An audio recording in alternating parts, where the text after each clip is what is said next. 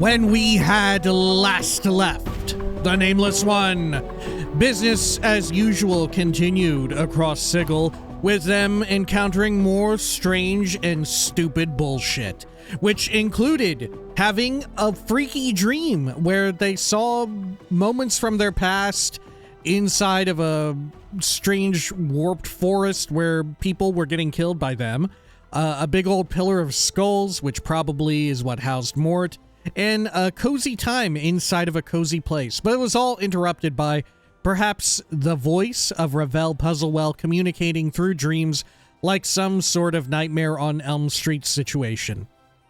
Now, it was time to check out the Sensorium and join with the Sensates, which is exactly what they did, and summarily were very disappointed by what they had on offer for sale for people who weren't mages. Nonetheless, while there, they experienced all the sights, sounds, and glories of the Sensorium, at least the public Sensorium. Now it's time to proceed to the private members-only area. This is Planescape Torment. Welcome back. Let's unpause that and be right on our way. I'm gone. Now, to get to them, we have to exit back out this way, right? And we need to talk to Splinter again. Okay. Done. Hello. Splinter regards you coolly as ever as you approach. We welcome... Okay, we've heard this before. How can you help me? Can you show me to the Sensoriums? Okay. I'm assuming this is all same as before. Private Sensorium. Oh. All right. It's greenish. Okay. Oh, it's very small, actually. Let's chat with the Sensates here real quick. Hello. This person turns to you. This person turns as you interrupt them, nodding a polite greeting. Apologies, good sir, but I was in the middle of something. If you don't mind, farewell. They give a polite half bow and can make to continue about their business. Okay. So, is there, like, anyone in the managerial? Oh, Quell. Okay. Oh, and look, there's a secret over here. And there's actually nothing in the secret. Okay. Well, it was worth a shot. So there's no managerial staff here. Huh. Okay, well, before I speak to Quell, I'm going to interact with all of the stones. This sickly green stone is securely fastened to the pedestal it rests upon. The inscription beneath it reads, "The Messenger, begin the sensation." As you touch the stone, its green exterior sharpens, clashing, its brightness becoming more than you can bear. So much so, you close your eyes to shut it out. You know what? Already, this is already a better experience than the public ones. And you know exactly why that is? There's none of this cheery Baroque, like, Castlevania early... I spoke too soon. I spoke too soon. It has returned once more to spoil the mood. What the fuck? All right. Close your eyes, submerge into the experience. As you close your eyes, you feel the skin along your arms become numb, as if all sensation is being bled from them. Tired. So tired. You try and blink, yet the darkness remains. Your lids feel soft and sluggish, unresponsive. You're sitting on what feels to be a dirt floor, and around you is a smell of coppery blood and herbs? Why are you here? You came here to... what? Your memory fails you, but you feel a growing panic beginning to well up within you. Try and get your bearings, stir yourself from the experience. All right, try and get my bearings. Ah, awake now, are you? A questioning all done? The voice is an old woman's, thick and scratchy, as if it is trying to force its way past a thick layer of dust. Try as you might, you cannot open your eyes and see the woman, but you feel a shiver of fear. Something is wrong, terribly wrong. You try to respond, but all you can manage is a ragged croak. You can't feel your tongue, and your eyes. What's wrong with your eyes? Listen. Now, a see me you did, a spoke you did, and poorly. So the price you have paid, The crone sounds amused, then her tone drops sharply. No more of your questions. Now you will listen, and you will remember my words, for in minding me, you shall live. She hisses. Nod if you hear me, or another bit I shall take. Nod. Remember me, traveler. Remember me to a stone. One of the pretty glimmers in your festive hall. Use it like a cup. Pour what you feel into it. And know this. Remember me to a man who wears a skin of scars and tattoos. Who seeks memories but has misplaced them.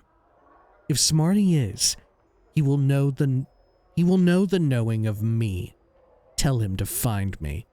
Or if I am not to be found, tell him to come to the Glimmerstone, and we shall speak. My precious man and I. The woman pauses, then hisses again. Nod if you hear me, ragged thing. Nod. Ah, pretty polite to a listen so long. When he comes to the Glimmerstone, tell the man to speak my name, and your pain shall not have been in vain. The crone's voice trails off as if distracted. You try to speak again, but there is only a sick, gurgling noise. What happened? Who is this person? Why are you... And you begin to feel yourself slip into unconsciousness. Ravel, it is I. Dated my journal. There is silence. Ravel? 6,000 XP. Ah, my precious man. There is the slow shuffling of feet, and you feel a sharp pinprick in your left eye. You gasp, and suddenly, barely, you can see, with your one and only eye. You lie in a gray hut, upon a dirty floor, where blood, your bright red blood, has seeped into the surrounding gray dust. Your arms are gone. Your legs have been hacked off at the knees. Yet, you feel numbed, and there is no pain, only fear. There is someone above you, someone looking down on you. Look up. As you look up through your bloody, blurred vision, you see a horrid bluish-gray face, grinning with yellowed tusks. Ravel is pleased, wondering if this messenger would make it, for weak he was when his bits were placed on my plate. She holds up a talon in front of you, and impaled on the tip of it is an eyeball, the right one.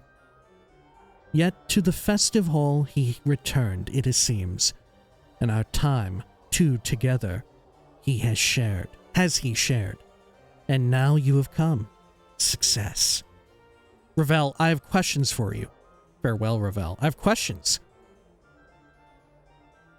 The crone shakes her head, your blurred vision seeing 3 images at once. Her grayish hair is like brambles drifting down her shoulders.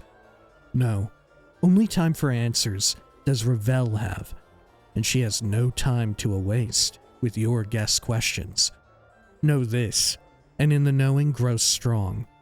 You must find me, my precious man. But how? I do not know. I cannot stay, Ravel. But how? Dated my journal. I am beyond knowing, in a lady's place. Now shh, and listen to Ravel, for there is much you must do to find me. 3 things you must do. Must you do? Find the door, know the key, then unlock the key. Door, key, unlock the key? Ravel, how am I talking to you if this is someone else's experience? It's my experience. For another, right, it's a different me. It's gotta be. Door? The door is not a finished thing, at least when I last gazed upon it, But in the passing of time, perhaps now well wrought it is. Go to the place of forges and steel. Perhaps there you will find the door that takes one to me. The dream machine. Okay. What is the key you speak of? To know of the key, speak to one of the knowing ones. Many there are in the festive hall. Many. Yet only one there knows the knowing of what the key is that you need. Loosen his tongue, and many secrets shall spill forth. When you say unlock the key, what do you mean? Knowing the key is not enough, so Ravel thinks. Knowing it and unlocking it, two tasks that must be joined, for at times a thing knows not its nature. But you are no stranger to that. Ravel cackles, a long, hideous cry that fills your ears with pain. Ravel, how am I talking to you if this is someone else's experience? Of stones and experiences and telling will Ravel do, but not the telling of how she speaks to you now. She speaks soothingly. Many are the branchings and twistings of Ravel, and many are her secrets. I need you, and I need you knowing of this. Farewell, Ravel. Return.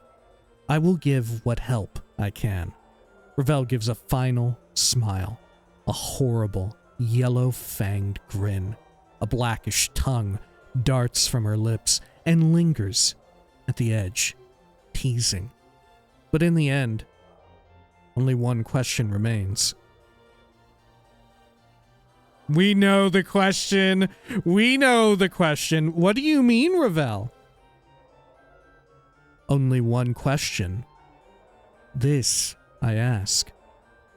Ravel's eyes blaze like fires, the red light turning her face blood red.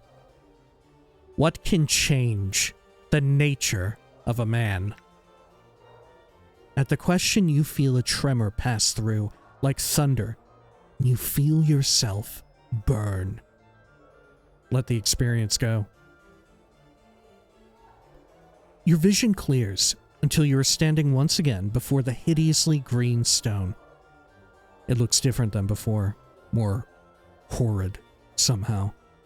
Try and shake off the experience, leave. Well, maybe we won't need to speak with Quell or Kel. We'll go counterclockwise here to the blue and gold one. The base of this aquatic blue stone has been sculpted, so it appears to have melted into the pedestal it rests upon. A stream of perfect azure tears drip down the sides, framing the inscription beneath the pedestal, longing. Begin. As you place your hands upon the stone, its surface ripples beneath your touch. A chill washes over your arms, like plunging your hands into a mountain stream. Close your eyes, submerge into the experience. What was this one called again? Longing. As you close your eyes, you blink and reopen them. Your eyes are brimming with tears, and you are overcome with a terrible sensation of drowning. As the sensation rolls through you, there is a stirring in your breast, a hunger, poisonous like a serpent, biting into your heart, until you feel as if your breast will explode.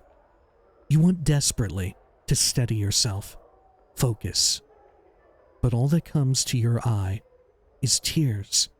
Wipe away your tears. You raise your hand to wipe away your tears. Your hands are soft, delicate woman's hands. They brush the stray tears from your cheek, and you cup them in your hands, each of the tears like jewels shimmering in the lights. Turn to examine the lights. The lights are cast by candle globes that drift through your sanctuary. You've come to this place to gather your thoughts, to reflect on the past with an eye toward the future. to cleanse the mind before the coming journey. Yet, you cannot concentrate. Your thoughts remain in the present, trapped there by the terrible feeling that rise in your breast. What did he mean? Oh, is this, I don't even remember her name anymore. Dayanara? Our potential dead wife? Who, I guess given her presence there in the mortuary amid the dustmen, I guess she would be of their faction. Which brings additional light to some of this, in that she is trapped there. She can't experience true death, which she may want. Okay. Close your eyes, sigh. You close your eyes, but his words echo in your mind 100, 1,000 times. Will he ever return? The sound is a whisper, an echo. Only you. Yet you hesitated, at the brink of time's door, and he must have thought you afraid to go. But you were not. You were afraid to stay. And the fear, the serpent writhes in your breast again, its fangs biting into your heart, filling it to bursting with its poison. The tears come again, running down your cheeks in streams, his words echoing. Echo. Only you. You snap your eyes snap open. It is his voice. You whirl and you gasp. He stands, powerful, in the shadows, and he strides into the light of the drifting candled globes, and you feel the serpent writhing and dying. He returned. His face stern, but somewhere in those features you can almost see his pleasure at seeing you. After all, he returned for you. Fucking, we're on top of shit, baby. We're on top of shit. Echo. Only you can help me, Dayanara. But it was wrong for me to ask you for your help.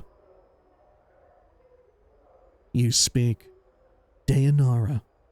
Yet you, it is you, gray-skinned like a statue, striding from the light. Are you that scarred? Your body looks like it has been bathed in knife blades, the wounds, the tattoos, horrible. Yet you can see through Dayanara's eyes, and she sees. How can she see you in such a way? She puts a cloak over your features. She sees you in such light, such terrible longing, light. For she, how can she feel such? Try to refocus, brace yourself, hold on to the experience. You feel your vision tearing, doubling, until you are that man, striding from the light. It is you, but not you. You feel yourself being torn. It is Dayanara's experience, but at the same time, it is also yours. And you? What? Echo. I ask too much of you to accompany me, Dayanara. I've no right to place you in such danger for my sake. In your words, but they are a surgeon's words, chosen with cold skill, without a trace of emotion. With every word, you feel yourself sneering inside, knowing what the stricken girl will see next through her longing-stained eyes. And who? Are you that person? That man twisting her with your words, not knowing how powerful they are to her. Like bolts from a ballista, piercing her breast, Yet, she sees only relief at your return. How? How can she feel and not know you mean to? Holy shit, we're gonna kill her. Echo. I've come to ask your forgiveness, Dayanara. I shall return to you as soon as I am able. Your vision tears again, doubling and bleeding, until you are facing yourself again, trying desperately to speak, to warn Dayanara that this is not a man, but a creature that kills for his own needs. Doesn't care about you, Dayanara. You are a tool to him, a tool he needs to. But Dayanara speaks, and you can't stop her. Echo. I would place myself in 1,000 dangers. Embrace eternity for you, my love. I'm not afraid. Listen to me. I will accompany you. Though the plains themselves should bar the way, you feel yourself shattering. Relief and satisfaction. His satisfaction at her words, knowing she would say them, always knowing. And her admission of love is like the slamming of a portcullis across your heart. Trapped. She is yours, but you must be certain, so you can drive the nail home. Echo. The way is dangerous. You'll have to be strong, far stronger than you are now. Swimming through her mind, relief, the wave of relief, the end of longing, yet longing for him more at his words, not noticing his manipulations. All you need to be is strong, and his path shall be as one with yours. Your thoughts are like fires, for you can be strong, stronger than he knows. You know no fear. You would die for him. Echo. I can be strong, my love. I will. Her words slide off of him like water. The serpent in her breast, the one piercing her heart with its poison, has been replaced by this serpent in the flesh. She sees nothing of this, and his next words are planned carefully, so carefully. Echo. I can't say if we'll succeed, Dayanara, but I'll do my best to protect you, and I will expect nothing less of the same from you. You may be required to make some sacrifices. At that final, terrible word, you feel yourself being torn apart. He means her harm. He means you harm. For you are her, and he means to hurt her. Yet you need her to be harmed. And you want to scream. Scream at her that she is in danger. Run. Run, Dayanara, for his eyes unmake all things. And, of course, my love, life is sacrifice. This I have learned. You, she, her. You speak the words, and in it, you feel yourself dying inside. You are a spectator, and you have watched a woman die. For the words are a death sentence, yet still she speaks, unheeding, uncaring. Echo. I left a legacy in my father's keeping, my love. Ask for the 6th, the 3rd, the K, and the S. In it, I bequeath everything to you. It's not much, but with it, I left... Updated my journal. You, him. A wave of irritation washes over you. You clench your teeth to prevent the irritation from crossing your features. Must she always continue to prattle, even when you do not prompt her? Must she? But no. No. Keep the irritation inside. Only a trace slips out. Echo. Come now. I cannot die, Dayanara. There is no need for such foolishness. Her, you, she is overcome with fear. Fear that revolts you, and the fear wells up inside her. You as you watch him frown, and you hasten to correct him. He must know the reasons and know the wisdom behind them, so he is impressed with your planning. Speak. Speak before he turns away. Echo. I know I often act foolishly, my love, but you said yourself that you can forget things if you are badly hurt. There are things in the legacy that could help you remember should you forget yourself. Updated my journal. She, you, coldly regard her through your eyes, tracing your gaze along her furrowed brow, wrinkled with worry, desperation.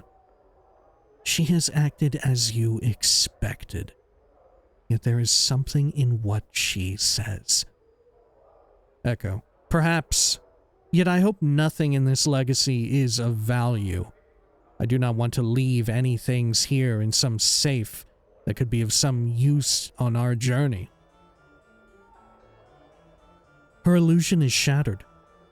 Just for a moment, you watch, silent, as the emotion falls to the ground, splintering like silvered glass. Of some use. Such a casual statement, yet even Dayanara sees. And you hope, just for a moment, you hope that she sees him for what he is. The serpent. The serpent. And your hope dies, as in Dayanara's eyes, the emotion is rebuilt, the slivers being drawn from the ground, the illusion rebuilt. But the slight sliver of pain remains. He thinks you have done something foolish. Yet, you did it for him. You must make amends. But how? You must convince him. The legacy is unimportant.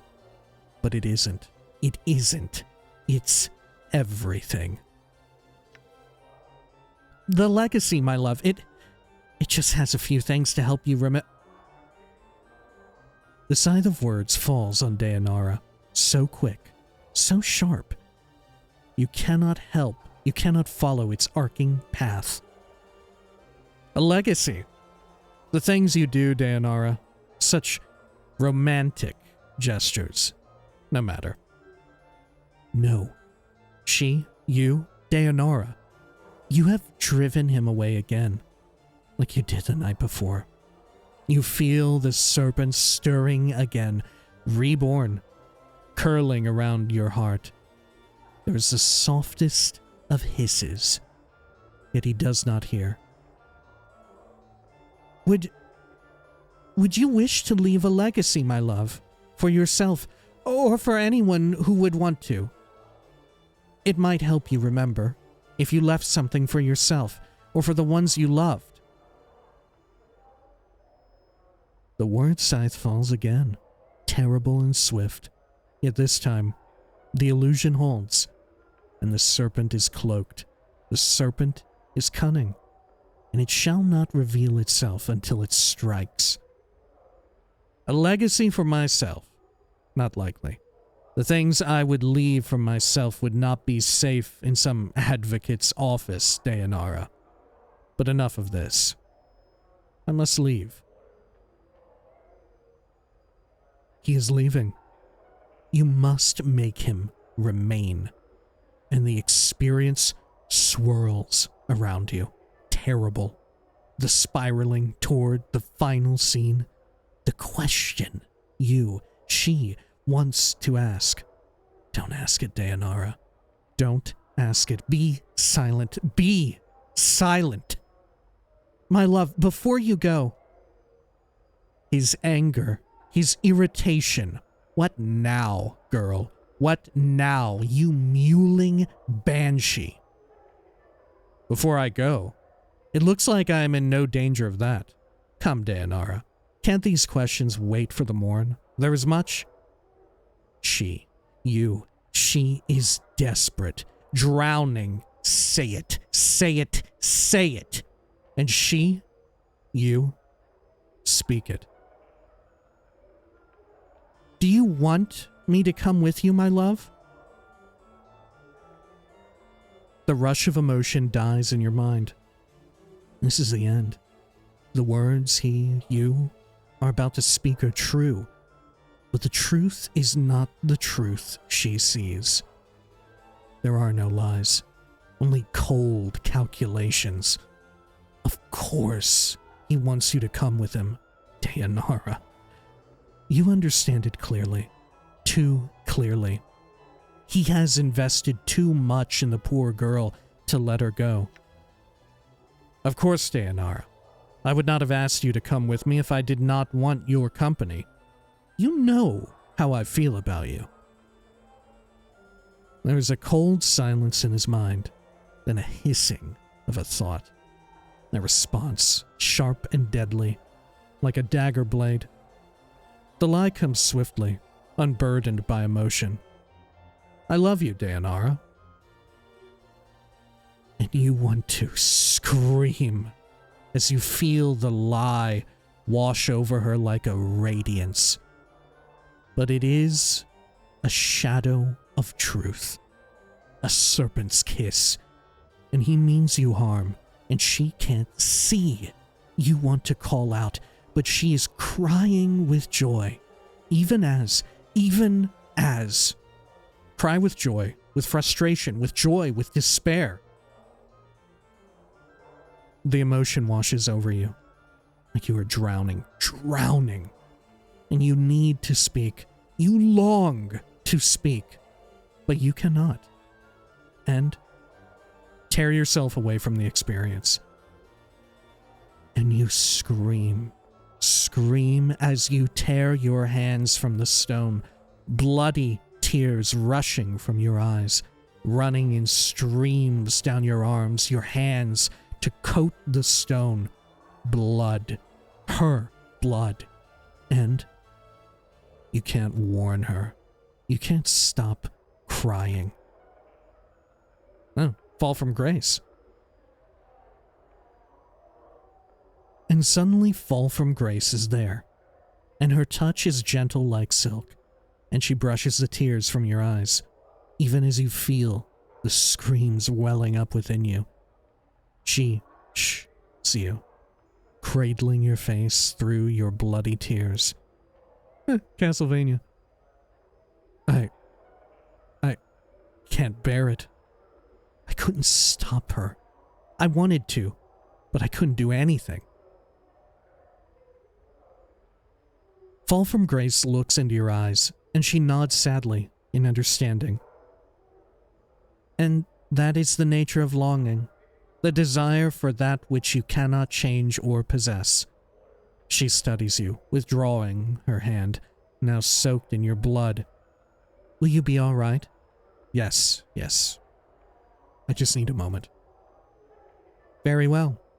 Fall from Grace steps back. We will continue when you are ready. Take a breath, try and collect your thoughts. As much as you want to hurl the memory of the experience from you, you hold it fast, because you know it's important to remember it. It was you in that experience.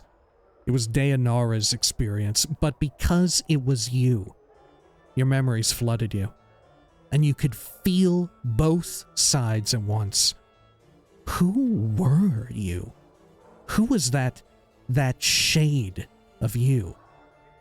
Turn from the stone, leave. Ooh, man, did I just read the best shit in the entire game so far? I think I did. I think I just read the best little bit in the entire fucking game that I've seen yet. Right? Will they top that? I don't fucking know. That was fucking amazing. And what a feat too. Right? What a feat to even deliver like such a otherworldly sort. I don't even know how you would explain it. Right? But it's such a feat to have these two characters and you inhabit both characters and they communicate with one another, but also because you are the other character, you have some latent inherent knowledge of what the other being is going to say and the treachery behind their words, and you emote as well at the same time, feeling emotion of what the fuck is going to happen. Another thing I wonder is, like, is that reactive to me being goodly? If I'm also evil, right? If I'm playing through as an evil character right now, do I react the same way and with such emotion, right? Because I don't know if it hits the same way if I'm already a fucked up guy, right, in this incarnation. But man, it definitely hit really good, like playing a more goodly character this time around. Holy shit.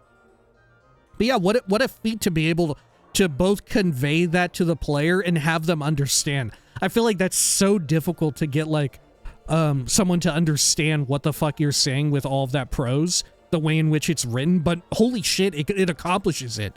It does it. That was fucking wild, man. That was fucking wild! Alright, let's go over to the third one. That was amazing. That was amazing! Confirming a lot of what we thought, but, you know, I've long held and said on this channel that, knowing that a twist is going to happen or something like that is sometimes unimportant, right? Sometimes the twist makes all the difference, but sometimes it's unimportant, right? Sometimes there's dramatic irony or, you know, like there's hints enough to where the person playing, watching, reading, or whatever understands or has a really good chance of understanding what's going to happen. And when that occurs, you can still leverage the moment that the twist is fully unveiled, the minute the curtain fully comes back. You can still leverage it with just really fucking good writing, right? To really just, like, drive it home, to just fucking, like, have it resonate so well and just be like, holy shit, that was fucking wild, that was so good. You know? It fucking happened, right? They did it. Mission accomplished. Incredible. Like I said, I think that was the best shit I've read in this fucking game. Right? Maybe they'll outdo it later, but that was fucking amazing. Okay. Let's mess with this third stone. I wonder who this'll be. Right? Yeah, okay. The inscription around the base of this sensory stone indicates that it holds the experience week-long hunting trek across the forests of Arborea. Maybe this will be Mort. Because who else do we have? We have an experience with Dayanara, with Ravel. Oh, the Lady of Pain! Finally, maybe the Lady of Pain, we get some weird information. Right? What's really wild is that the Lady of Pain is not present here. You know? If either this is Mort, and that makes sense, but it's weird that the Lady of Pain is continually such a big factor in the overarching story, yet has not come into play. Is the Lady of Pain somewhat like Ravel? No, that can't be, right? That doesn't make any fucking sense. The Lady of Pain is still such a great mystery in all of this. Yeah. How fucking weird. Ooh, how fucking weird. It's getting so good, huh? The setup, all the payoff is happening from all the setup. Hours and hours of setup, of little incidental bits and character building. It's all happening. It's all coming together, baby. All right, week-long hunting trek across the forests of Arborea. What if this is like something else completely? You're standing in a circle of white tents, deep in the woods somewhere. The trees around you are, by far, the largest you've ever seen. Suddenly, though, there's an odd prickling sensation at the back of your skull. Continue. Your surroundings melt into a colorless smear, then slowly resolve into what looks like the interior of a large gray sphere. Across from you stands a figure, almost identical to yourself. Oh shit! This is it! Somehow, we've been talking about this, how like, the setup is coming to be, like, the main villain of this, I think, is us. But how can you accomplish it? How can you do that? You know? How can I fight myself when all of my selves are contained within this one body?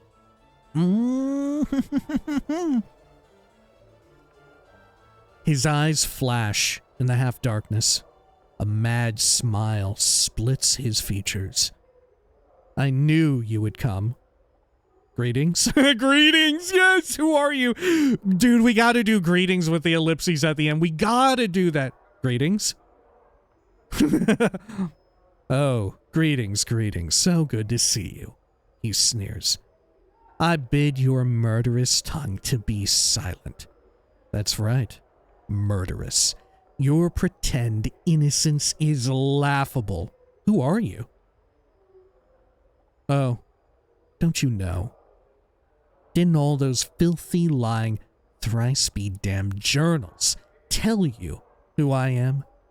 Those journals that were so conveniently left for me when I awoke. Those journals that called me an incarnation. Burned them all, I did. All that I've found. So what did they say exactly?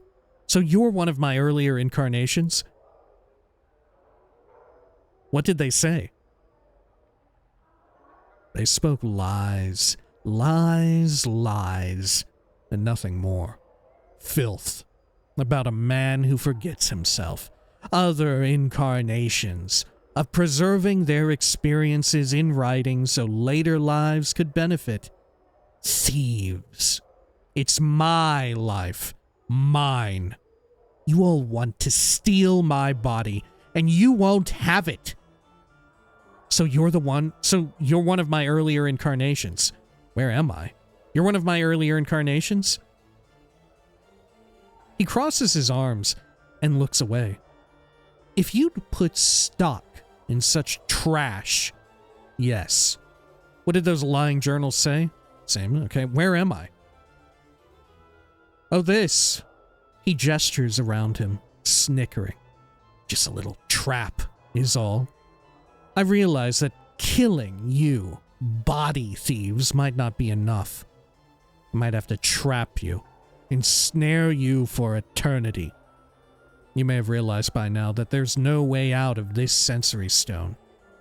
Your mind is locked here. You'll note the rather sparse surroundings I've left for you, all to help the madness set in a good and quick while your flesh rots away. He chuckles evilly. Try and end the experience. I have some questions then. Your earlier incarnation crosses his arms and looks away indignantly. Save for a few more tufts of hair on his head, he's identical to you. Even his arms have most of the tattoos yours do. How did you make this trap? Did you put those tattoos on? Try and end the experience. How did you make this trap? Can't tell you that. It'll never be replicated. The magics used in its creation were lost, even to me. Clever, it is, though. One experience hidden beneath the other, so that no flesh but my own would set it off. So there are actually two sensations within this stone. Yes, that of the Arborean hunting trip, and that of this trap. He looks suddenly wary of you. Why? Try and force your way into the other sensation through sheer willpower. What are you doing? Stop that. Continue to force your way into the other sensation. You at last push yourself into the surface experience, the Arborean hunt, and end the sensation before being pulled back into the trap. Leave.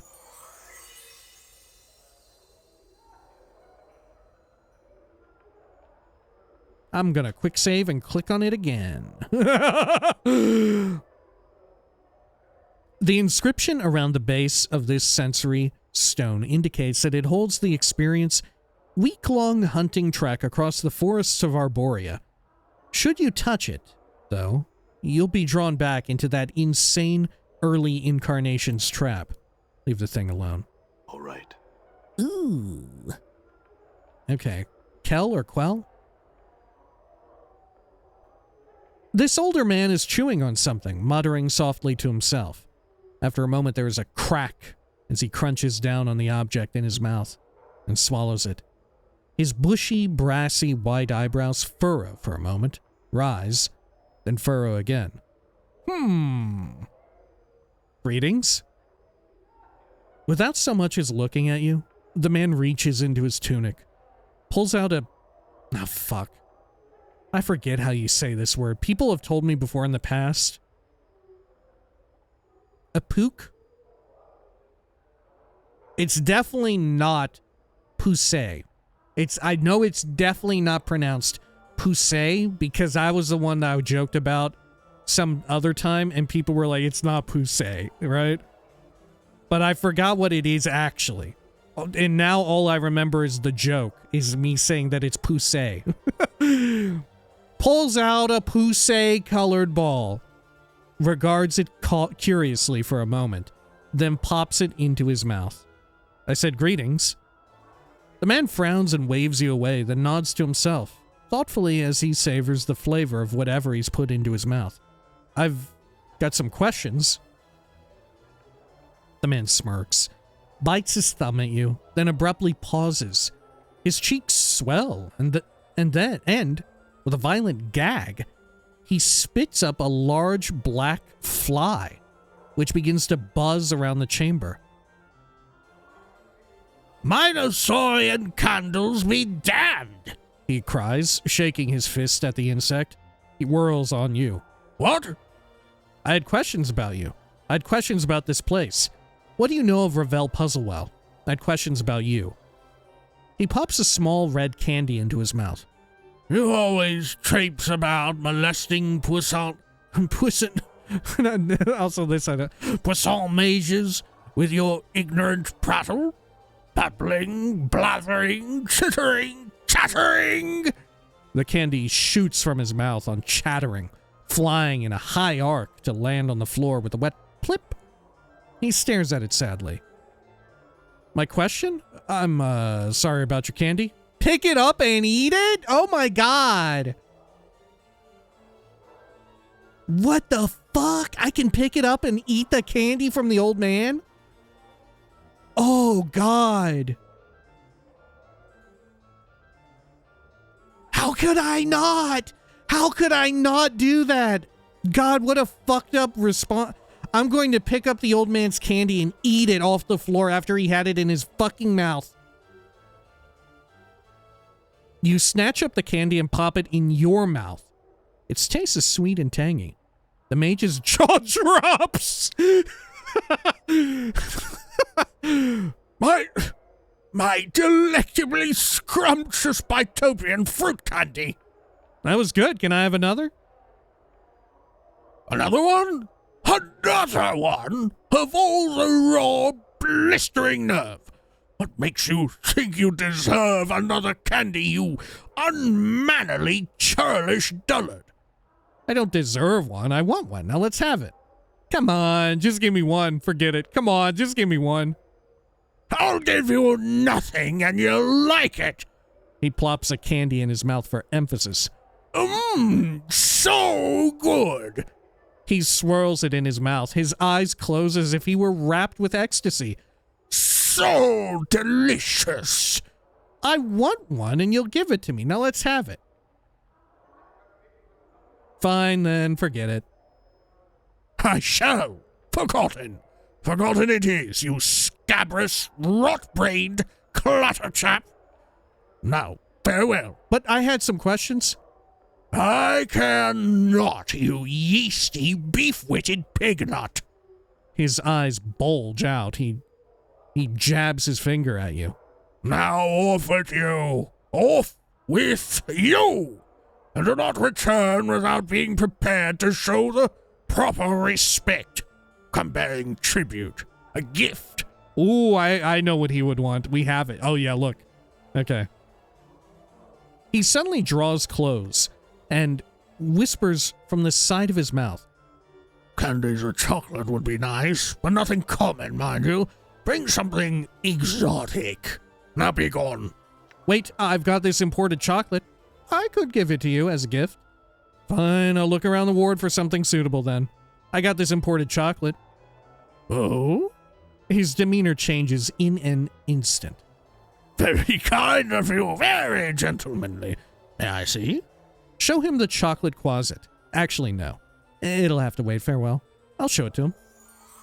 No, he took it. 8,000 XP. He takes it from your hands. Oh, quite rare these are. Most delectable. He bites off a large piece and tucks what's left into his tunic. I had some questions. He frowns at you, licking the last of the chocolate off his fingers. Who told you to bother me with inane questions? He stares at you accusingly. Come now, what is it that you wish to bother me with? Or be gone? He fishes a malt ball from his sleeve and eats it. Who are you? May I have some candy? What can you tell me about this place? What do you know of Ravel Puzzlewell? Who are you? I am Quell. He holds his hands imperiously, as if to stop you from introducing yourself. Don't bother to introduce yourself. You must be the most insolent, annoying pest this side of Sigil that I've heard so much about. A true pleasure to meet you.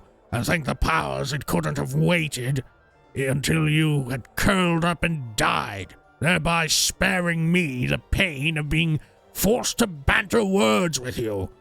I would gladly trade my formidable sorceress powers for but a minor enchantment that pierce your thick skull and introduce at least the idea of manners.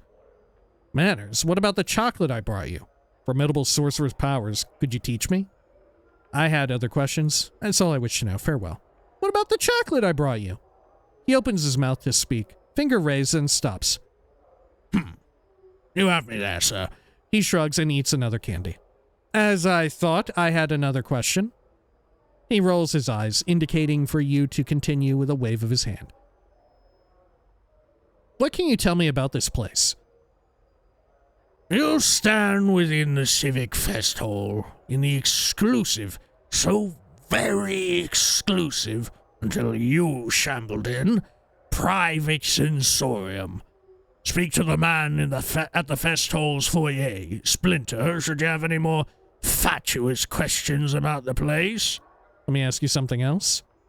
May I have some candy? A candy?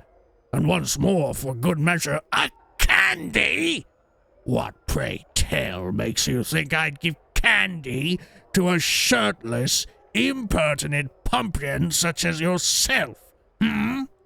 He taps his foot, arms crossed, awaiting your answer. Would you sell some, then? Would you sell some? Now that I might. But I would warn you, I sell no ordinary candies, but chocolates of power. He draws this last word out, rubbing his hands together greedily. Chocolates of power? He nods. Indeed. They are not cheap, mind you. So should you find yourself short of jink, I suggest you drop the subject immediately. Would you like to see what I have to offer, He cocks his head, looking at you slyly. Sure. Updated my journal. These aren't that expensive. I mean, I guess for candy. Blessed candy. Invokes bless. It looks like a Ferrero Rocher, right? It looks like a fucking Ferrero Rocher almost. This piece of delicious milk chocolate has had its creamy caramel center blessed by a powerful priest of an unnamed power of good. Eating it will confer this blessing upon the devourer. Holy shit. Oh, holy candy.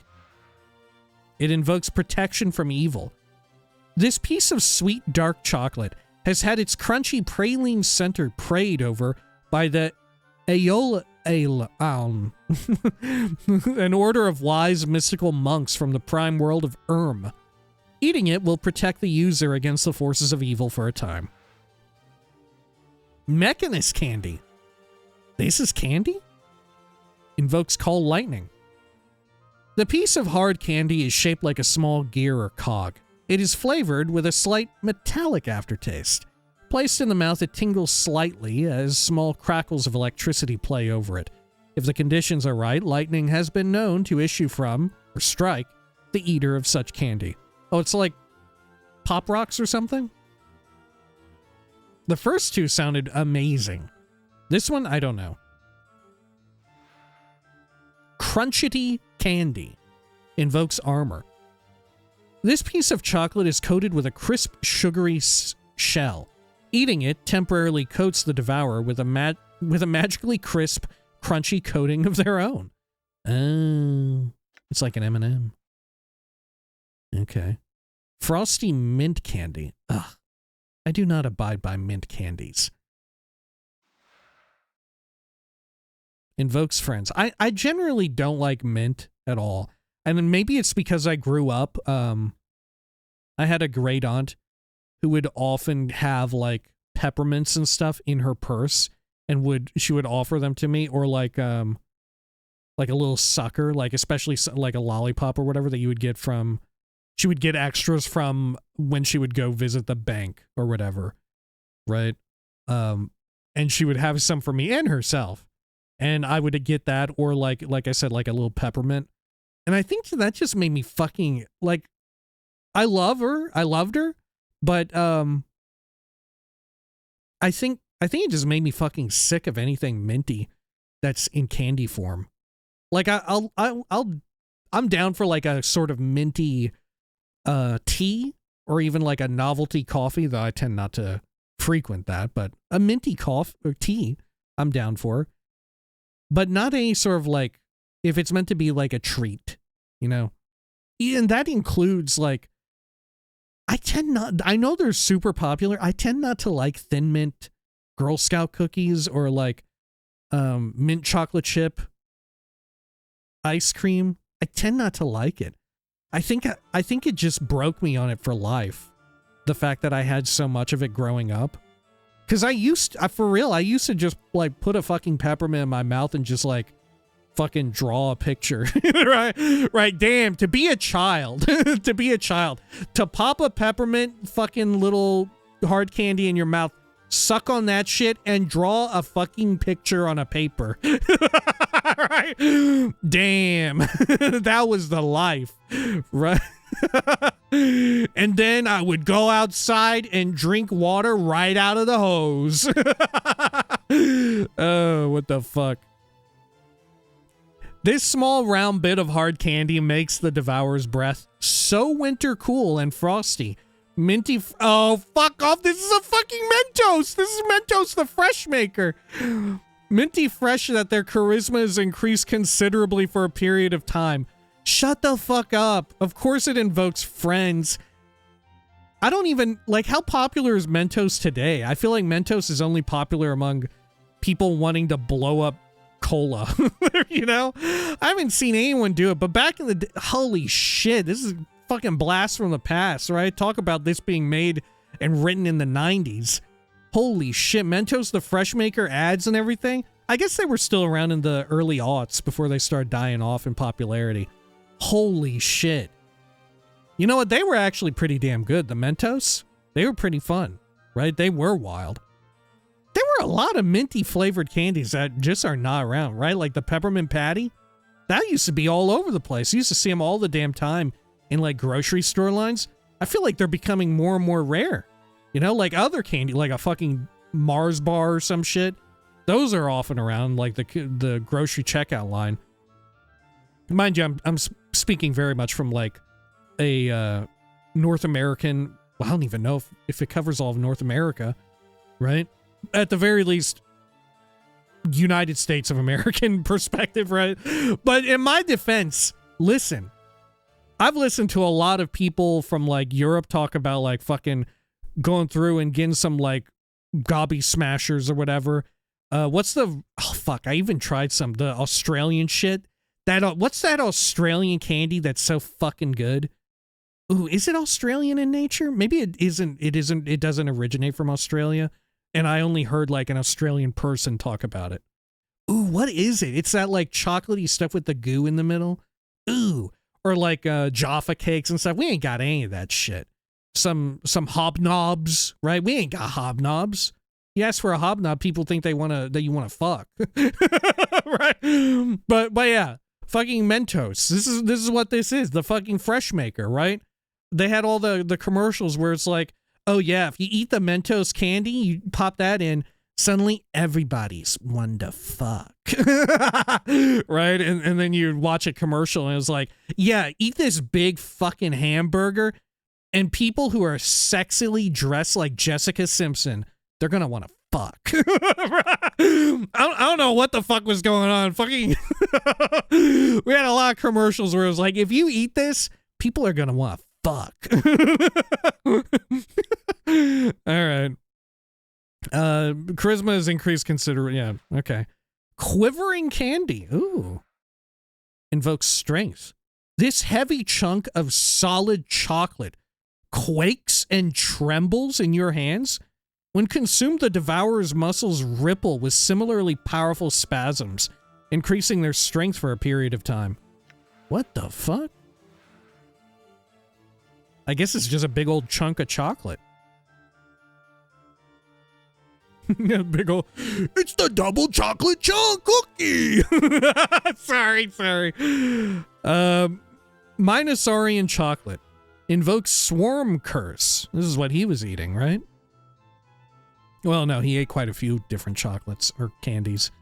Eating this moldering bitter piece of chocolate will result in the devourer vomiting forth great clouds of angry insects. Fucking cool. Fucking cool. Let's see. Lucky candy. Invokes luck. This moon-shaped piece of chocolate is filled with tasty marshmallow cream. Mmm! Eating it increases the devourer's luck for a time. Oh, I like a marshmallowy filled chocolate. I like that. Stinky chocolate. Ooh, stinky. What the fuck? Invokes cloud kill. This foul-smelling, oozing bit of chocolate will cause its eater to breathe out great gouts of toxic fumes when consumed. Okay. Who else was expecting that it would make you fart? Who else was reading this the first time through or right now with me? Who else was expecting that you were going to eat this chocolate and you would fart out a cloud kill? Because that's what I was expecting. That's what my fucking ass was expecting. Okay. Well, what the hell do I want?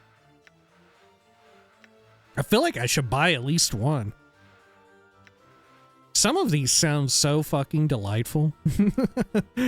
Okay. I'll get two quivering ones. Yeah, I'll get two quivering ones. Okay, there we go. 500.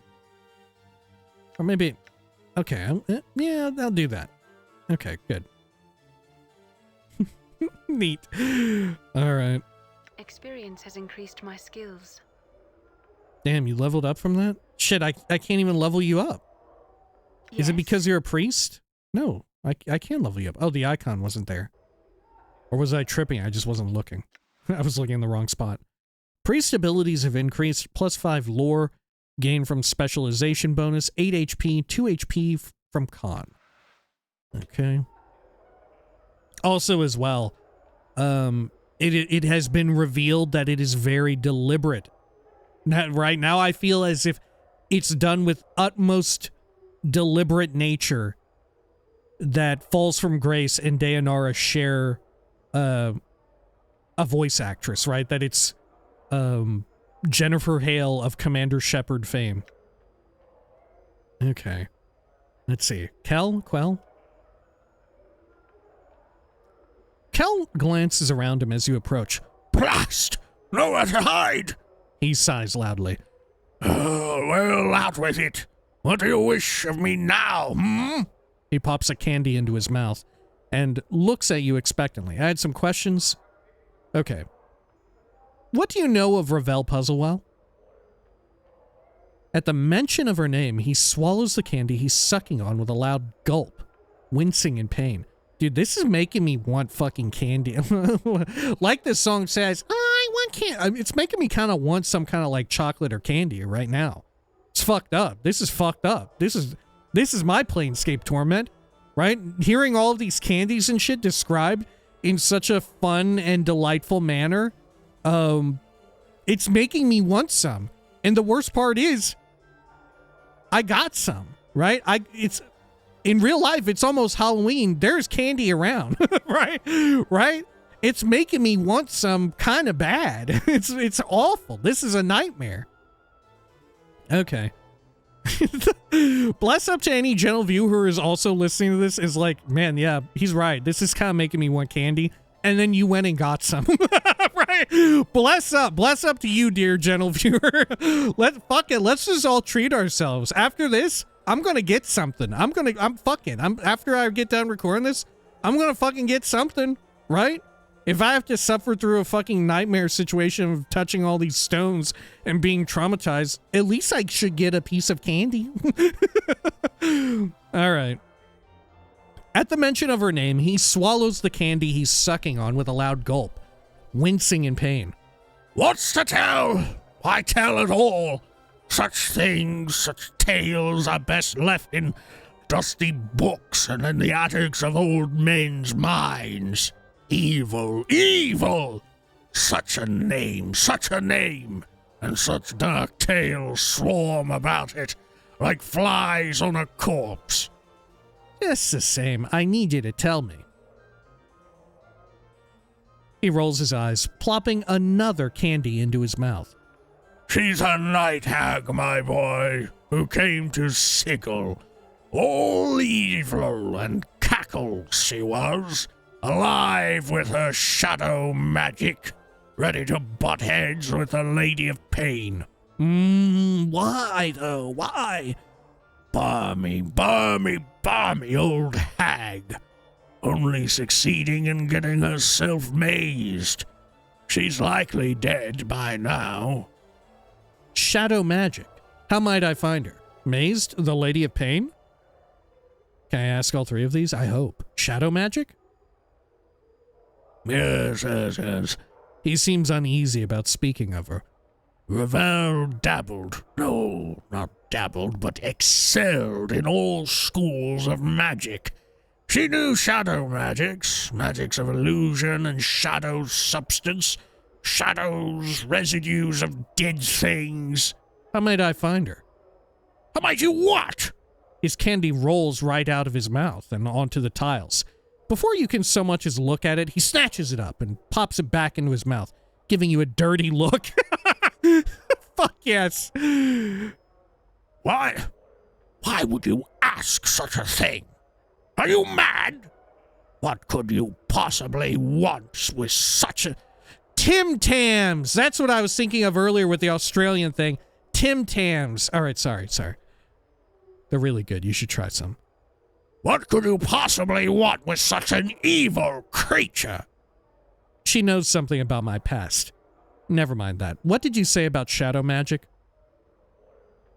She knows something about my past. Doubtful.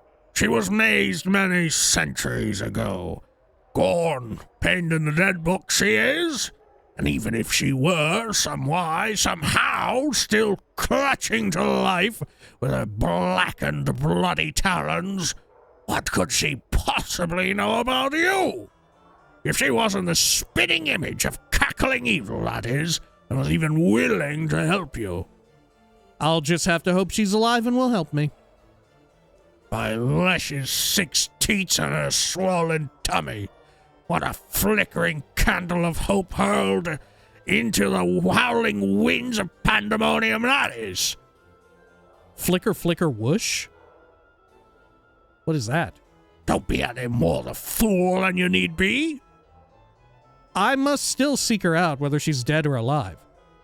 So if she's dead, as she most likely is, then what is your plan, may I ask? You have everything all figured out, do you? Kel is just blowing words out of his pits. Nonsense, nothing. What do you plan to do if she's in the dead book, eh? I don't know, I'll figure something out. What do you think I should do? What do you think? The first brilliant question you've asked. Me. I think you should give up this little this clueless idea of entering mazes and chatting with night hags and lope back into whatever crypt you crawled out of. How do you know I crawled out of a crypt? Makes far more sense than fishing for the lady's anger it does. Can you tell me how to get her to get to her maze? Lunatic, madman, addled cove! Have you not listened to a word I've said? She's imprisoned in an interdimensional maze for trying to best the Lady of Pain. That means she's at least 10 times as balmy as you, and at least 100 times more powerful. She's also most likely dead. Christ dead. And if by some happenstance she isn't, she'll make you dead. I understand, but I really need your help. Can you tell me how to reach her or not? Kel goes silent, chewing on his lip. After a moment, he fishes around in his tunic for a mint, then pops it into his mouth. You're serious. Serious now. Why so serious? Look, this was in 1999. We didn't have that yet. Nobody knew about that. So beta bent, so mule stubborn, he sighs. Well, born clueless, die clueless. Yes? Updated my journal. All mazes have portals. This much I know to be true. A way in, a way out. This is how the lady fashions them. I do not know the portal, its location, or even its form, but I am told its key is a piece of Ravel. A piece of Ravel? But if Ravel is maze, then how am I supposed to?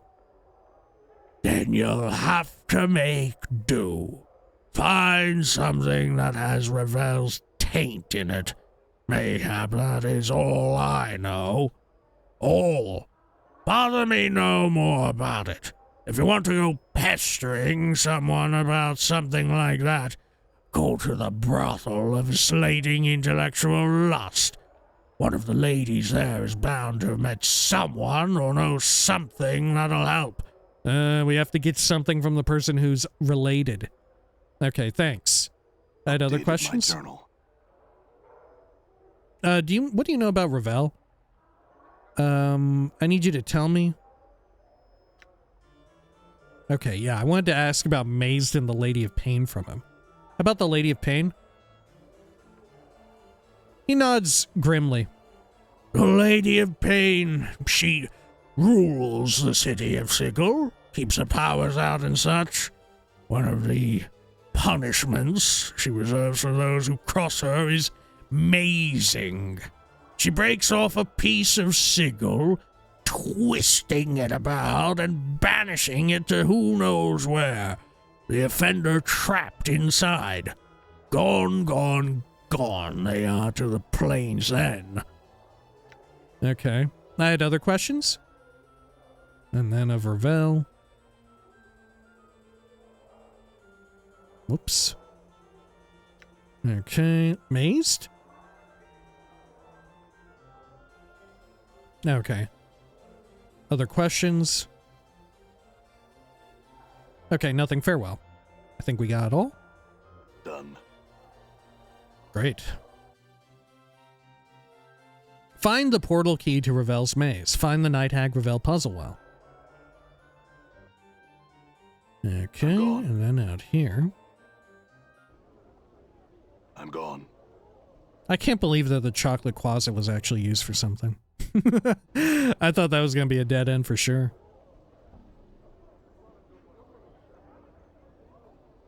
Okay, through here. All right. Lovely. And then... who was it? Delora, right? Or was it Kasai Sari? I had some questions, Delora. No, never mind. Okay. Kasai Sari smiles warmly as you draw nearer, pushing a wavy lock of hair away from her bright crimson eyes. Well, greetings once again. Something I can do for you, I need you to give me a piece of yourself, Kasai. She looks alarmed. Pardon? The portal key to Ravel's maze is a piece of her, and you are of her blood. It is close enough. Kasai gasps. You intend to seek her out? Her surprise quickly changes to an expression of wariness.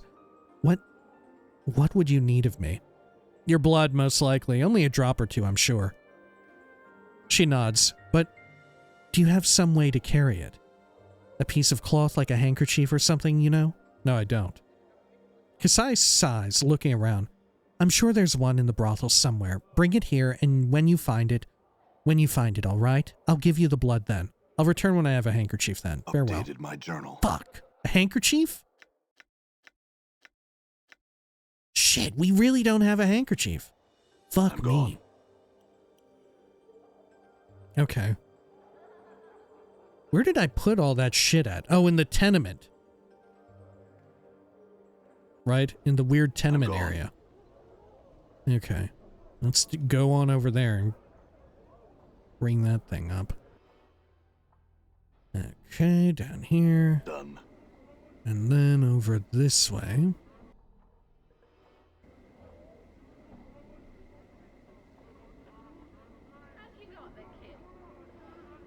There we are. All right. Was it this barrel? No. Was it this barrel? Yes. 5 handkerchiefs. And 1 extra one. And a partridge in a pear tree. Let's get out of here. Done. Okay. Oh, here. Let me use this. Let's see. Bandit, yada yada, what? And then portal lens, use that. Get me back to the clerk's ward. I'm gone. Oh, am I right out by the brothel? Yeah. Right? Yeah. I'm gone. Okay. Hello. Kasai smiles warmly as you draw nearer. Okay, yes, I have that Updated handkerchief. my journal. Wow, 40,000 XP. Kasai takes the handkerchief and gingerly pricks the tip of her finger on one of her fangs. After letting several drops of blood soak into the cloth, she returns it to you. You're placing yourself in grave danger, you know. Even if the stories of my mother are greatly exaggerated, she's horribly powerful and completely evil. Good luck. Yeah, so I've heard. Thanks and farewell. Maybe I should also go speak with Dayanara, too.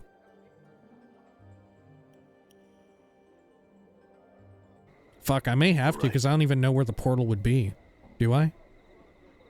Oh, no, wait, I do. Yeah, I do know where it would be. Oh, yeah, instead of using my own blood or whatever, blood and skin, I'd probably use Ravel's on the dream thing. Oh, yeah, that's probably it. Okay, let's go over to the hive. Let's go to the mortuary. Done.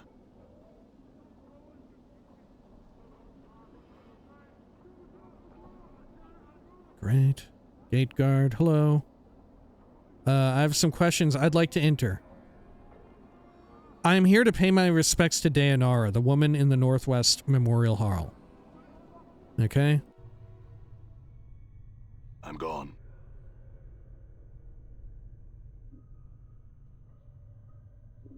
There we are.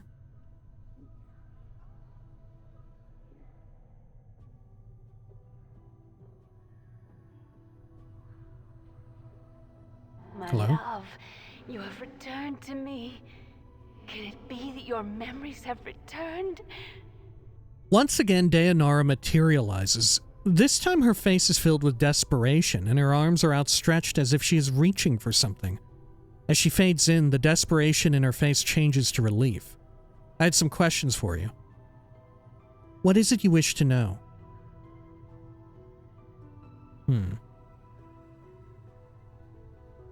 Who are you? Can you tell me who I am? Can you tell me where I am? What was that vision you spoke of before? Yeah, what was the vision? This is what my eyes see, my love. Unfettered by the shackles of time. Wait for her to continue. You shall meet enemies 3, but none more dangerous than yourself in your full glory. They are shades of evil, of good, and of neutrality. given life and twisted by the laws of the planes. Oh, okay. Wow, so we know what the 3 enemies are. That's what the stones are dedicated to. Right? None more dangerous than yourself in your full glory. So the evil one is probably me, right? Like my most evil, twisted, fucked up incarnation that we have heard of before. Of neutrality, it's probably Ravel, right? Isn't Ravel, right, the night hag heir? Or maybe she is evil, right? And maybe, yeah, either my past self is neutral or evil. Because, yeah, Ravel is definitely described as being evil, even though she's from, like, yeah, her barren area, the barren, like, wasteland, like, gray dust-filled nightmare place, it is a nightmare place. It is evil. Yeah, so maybe I'm neutrality. And then good is probably Dayanara. Right? She's a shade of good. Okay. You shall come to a prison built of regrets and sorrow, where the shadows themselves have gone mad. There you will be asked to make a terrible sacrifice, my love. For the matter to be laid to rest, you must destroy that which keeps you alive and be immortal no longer. Destroy what keeps me alive. I know that you must die while you still can. The circle must come to a close, my love. You were not meant for this life. You must find that which was taken from you and travel beyond, into the lands of the dead. Die while I still can. Oh, I see. Oh, I understand. Oh, okay. I do not doubt your ability to rise from the dead. I do believe that every incarnation weakens your thoughts and memories. You claim you have lost your memory. Perhaps it is a side effect of countless deaths. If so, what more will you lose in successive deaths? If you lose your mind, you will not even know enough to realize that you cannot die. You shall truly be doomed. Countless deaths, how long has this been going on? Okay. I need to die while I still can, because how do the incarnations work? Right? If given enough amount of time, right? If I'm effectively immortal, every time I die I come back, and sometimes I die and I really come back as like a whole different dude. Like a whole, like the nature of a man has changed, you know. I sometimes I die and I just regenerate, right? Or they pull me back up to the mortuary or whatever. I respawn in another place. My shit grows back. But sometimes I really die and the nature of this man changes, right? And I come back a whole different type of beast. And sometimes I don't want to be this animal anymore. But sometimes I do want to be this animal and only this animal ever. That's probably it. That's her meaning. While I'm a version of me that can accept that there is another incarnation of myself that is so fucked up and so evil that they would stop at nothing to like potentially fuck over everything and everybody and strive to be super evil and super immortal forever, you know, to where they cannot die, to where it won't happen, right? Then that's a problem. So the only way to vanquish that evil is to vanquish myself. Or to lock in on a more goodly one, right? That's the other option, right? Right? If the evil one can figure out a way to lock in on the evil one, why can't I figure out a way to lock in on a more goodly one? Or even at least like a neutral, you know? Why is it that the evil one is only able to lock in? That's the real question. But that's probably what it's all about, right? Is in order to, like, the only way to make sure that no other super fucked up evil one comes along, whether it be the exact incarnation from before which I don't know if that's possible given enough time. But I think given enough time, there's one that could believe that it is that same one and try to reenact all of that stuff, right? Continue on that same evil work, right? It doesn't matter whether or not, right? In practice, it doesn't matter how the incarnations work, whether it's the exact same version of myself, which seems unlikely. All that matters is their own end goal, right? Their actions are more important than, right? Their deeds are more important than their own self-definition of who they are, right? The name doesn't fucking matter. It's the deeds that do, right? So whether or not it claims that it is that same incarnation, the science behind it doesn't fucking matter. What matters is that they're trying to accomplish the same things for whatever twisted, fucked up reason, right? And thus the only way to stop it is to either finally die for real or to lock in on good shit, baby. To lock in on good times. All right. Countless Deaths. How long has this been going on? Truly do not know. I had some other questions. Who are you? Okay, yeah.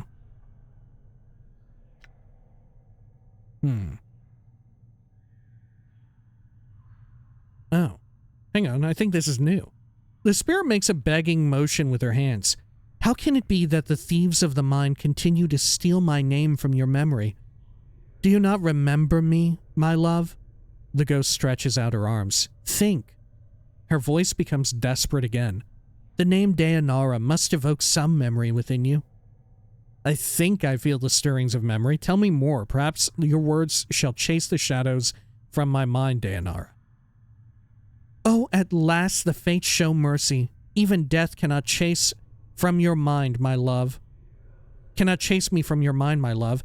Do you not see? Your memory shall return. Tell me, how can I help you? And I shall. Do you know who I am? Can you tell me where I am? No. Do you know who I am? You are the one both blessed and cursed, my love, and you are one who is never far from my thoughts and heart. Blessed and cursed. The nature of your curse should be apparent, my love. Look at you. She points at you. Death rejects you. Your memories have abandoned you. Do you not pause and wonder why? I'm still trying to get my bearings, actually. What else can you tell me about myself?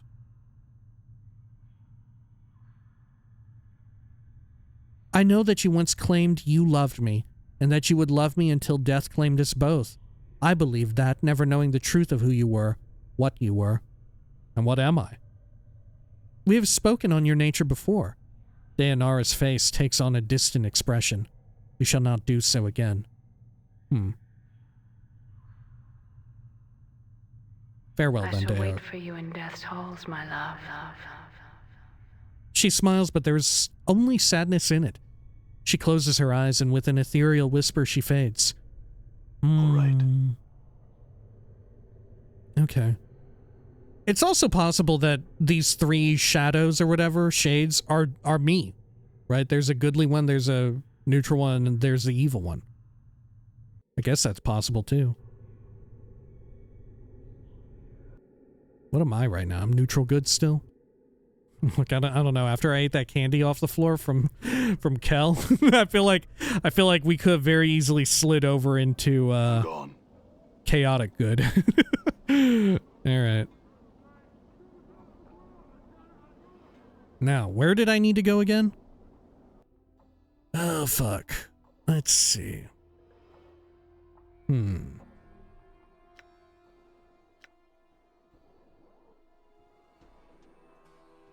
Let's see. There we are.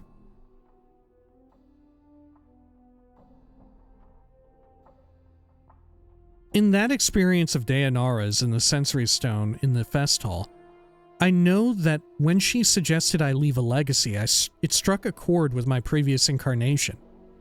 He may have been motivated to leave a legacy for himself, just as a precaution. If I could only find the number for it, I might be able to reclaim it. Oh.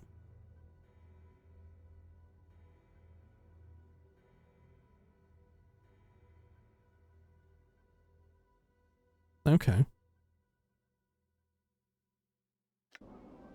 So, I'm do I going. have a legacy or something that I could get? I don't know if I want it, though, from that one. That version was very, fucked up. Okay. There we are. Let's head over to the lower ward. And up here. Yeah, I don't know what the number would be. Maybe it's the arm. Oh, yeah, maybe the arm is it. Maybe that was the legacy. Because I feel like I found a few things that I could consider like a legacy. Unless there's something more literal. Unless... You think it's at the warehouse? Hang on.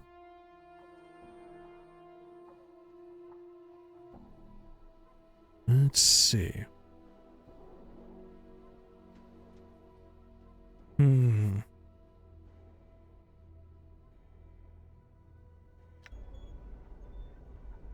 Let's check this out.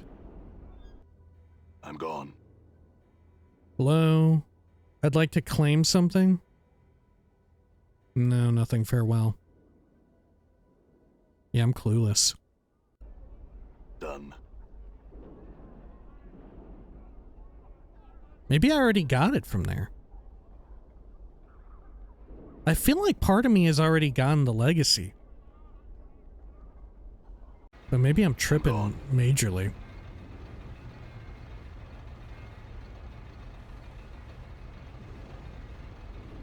Alright, over here. What's locked? So can I get... What's his butt to make me another... key? He walked away, though. Nil Xander? Okay, let's check over here. All right.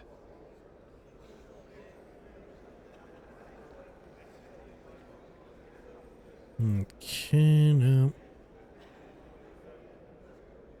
Maybe he's still here? Shit, no, his ass is left. All right. There's Sanda's. Oh, hey, remember this? Shit, I've been in here before. Oh, yeah. Isn't this the same structure where I had the dream with, where Ravel was talking to me? All right. Maybe.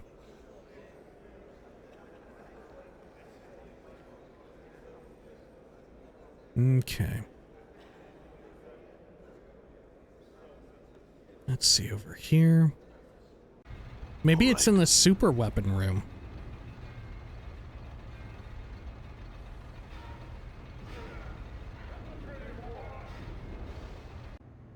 Done.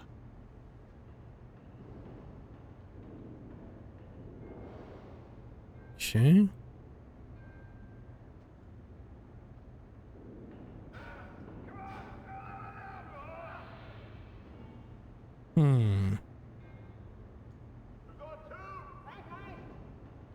Do I really want to activate that, though? I don't think so. All right.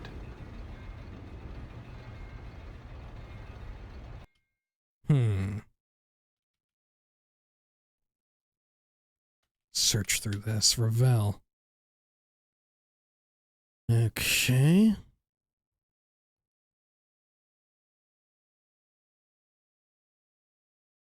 That sensory stone in the private sensorium held an experience with Ravel inside it, and I was actually able to speak to her through it. Though I don't know how. She told me I needed to find her, and to find her I would need to find a door, know the key, and unlock the key. I'm hazy on what she said about each, but I have a suspicion I can return to the stone if I need any more clues. Okay. But where is the dude who was here? I feel like this is definitely it.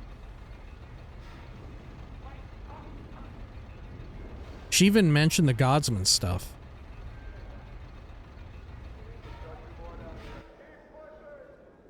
Maybe he's over this way? I'm gone. Beta Lynn. You go into one of these little weird rooms? Yeah, so far these rooms are very mysterious as well. Done. Serving seemingly no purpose.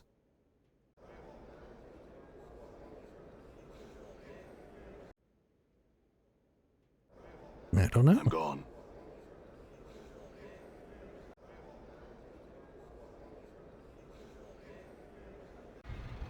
All right. Is there anything else here that might be it? I don't think so. Okay. Well, let's go out and mess with the fucked up stone again. Done. Oh, here. I can do it like this.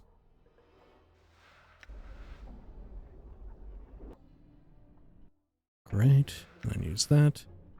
And take me to Clerk's Ward. I'm gone.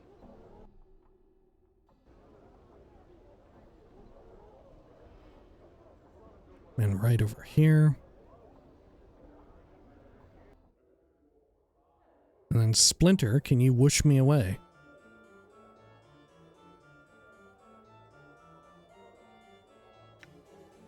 I want the Sensoriums, the private one. I'm gone. And it was this green one that we need to mess with. Okay, the messenger. Alright. As you touch the stone, its green exterior sharpens, clashing, its brightness becoming more than you can bear. So much so, you close your eyes to shut it out. Close your eyes and submerge into the experience. As you close your eyes, you feel your skin along your arms begin to numb, as if all sensation... Okay, same as before. Try to get your bearings. Okay. What's wrong with your eyes? Ravel, I have returned. There was silence. Ravel, it is I again. Ah, my precious man. There is the slow shuffling of feet. You feel a sharp pinprick. Oh, okay. Same as before. You feel numbed. Look up. Okay. I have many questions for you. Okay. Sure, this is it. So it's the same as before. Door? The door is not a finished thing, at least when I last gazed upon it, But in the passing of time, perhaps it is now well wrought it is. Go to the place of forges and steel. Perhaps you will find the door that takes one to me. Okay. But I can't get back in there. Unlock the key, what do you mean? Knowing the key is not enough, so Ravel thinks. Knowing it and unlocking it. Two tasks that must be joined, for at times a thing knows not its nature. But you are no stranger to that. Okay.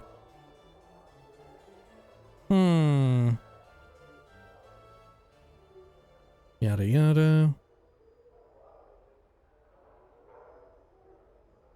Okay.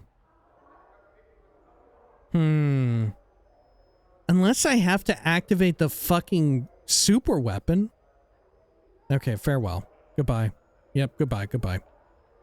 All right. Maybe I have to fucking work the super weapon. I could try and speak with Coke's Metal, because that's also a similar place, right? That could also fulfill what we're meant to be looking for.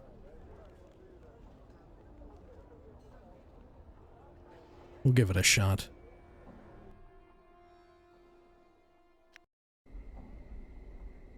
Okay. I'm gone.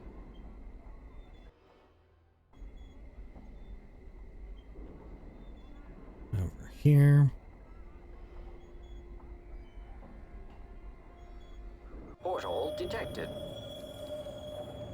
All right. Portal Alright. detected. And then... Now, Nordum did just say portal detected again.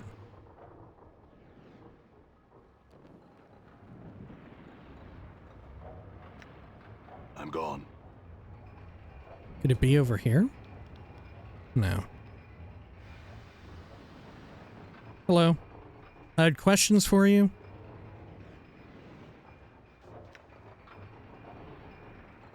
Is any of this new? I don't think so. Have you heard of Ravel? Yeah, same as before. Do you know what happened to her? Where's the cage? I had another question. Do anything with my weapons? Yeah, I could buy something here if I wanted to. The spiked gauntlets of ogre power seem very cool. But they're only a +1 enchantment.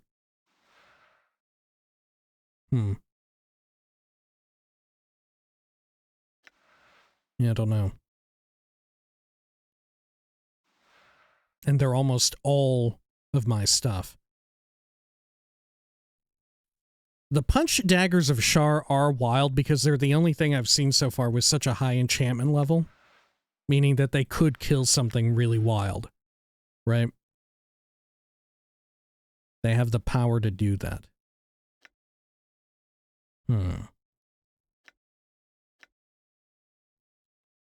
Something to think about.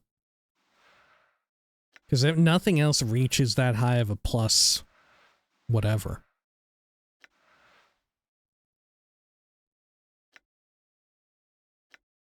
Yeah, something to think about. Okay. I'm gone. I don't know. I'm running out of ideas. I'm starting to think that I need to fucking fire off that super weapon. Because where the hell did the one dude go? Because unlocking the key very clearly seems to imply, like, the bloody handkerchief needs to be unlocked. Which we already know the guy who's got the means to mess around with blood in such a way. Except he's gone. All right. Right, Xander Nil? Nadalin? Do you happen to know where he went?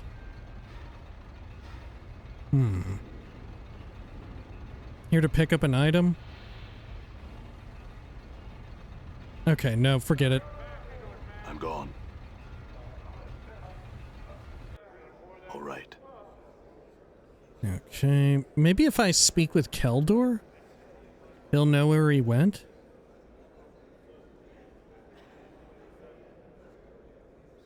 Okay. His face is impassive, but there seems to be a fury behind his voice. You've betrayed our ideals. You have no place here. Our guards will escort you out. Will you leave peacefully? I'll leave peacefully. Well, shit. I've got a quick load back in there. Okay. Maybe I can talk to Sanders about it?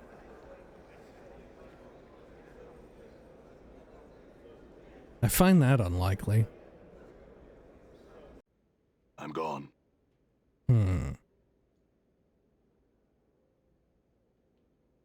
Okay. Sanders is just thinking. I'm gone. Do I know anyone else who knows about blood? Okay.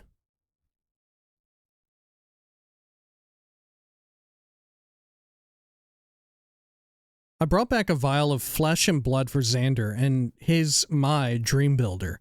He next demanded a birdcage. Okay. Apparently the dust woman in Balmor I encountered is a tiefling, someone with fiendish blood in their veins. Apparently the fiendish blood warps their bodies and in some cases their minds as well. Okay.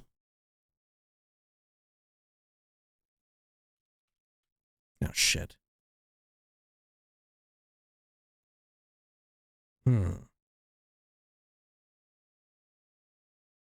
Yeah, it doesn't mention anything about where Xander would have gone. All right. I feel like he's very much the missing link here, but he's very literally missing. I'm gone. He ain't in here. And I can't access this again.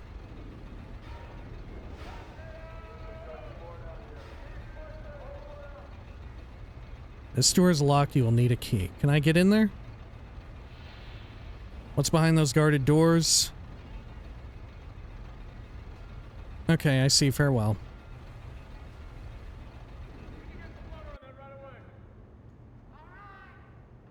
See, I feel like it can't be this because this was locked off to anyone who isn't a Godsman. All right.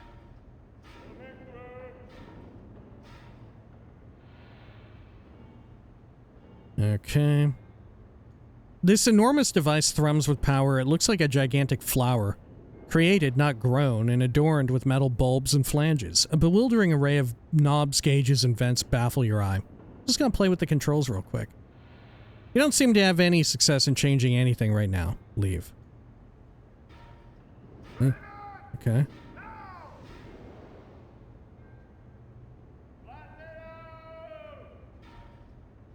Maybe this is a weapon to kill me. Maybe? Okay, I'm gonna quick load again to where I hadn't fucked with the controls just in case that does something. All right.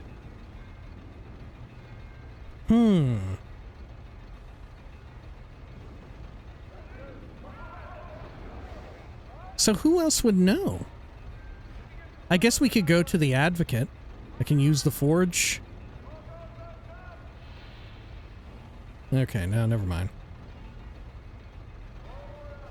Let's go over here. Yeah, we can go to the Advocate's house, maybe. Maybe he'll know something. Done. Was he in this ward? No.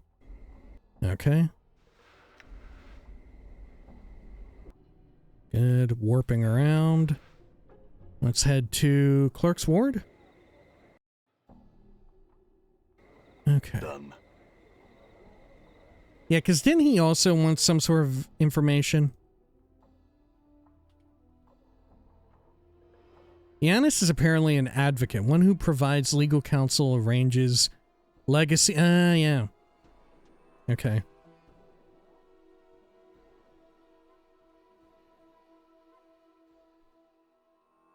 Giannis said the only way to invalidate a Dustman contract is to destroy it. Okay.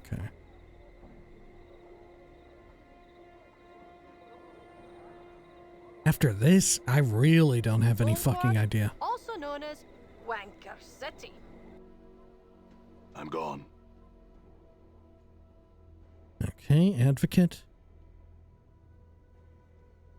You see Giannis. He turns as you enter and affixes you with a tired gaze. There are dark sacs beneath his eyes, and he looks as if he has not been sleeping.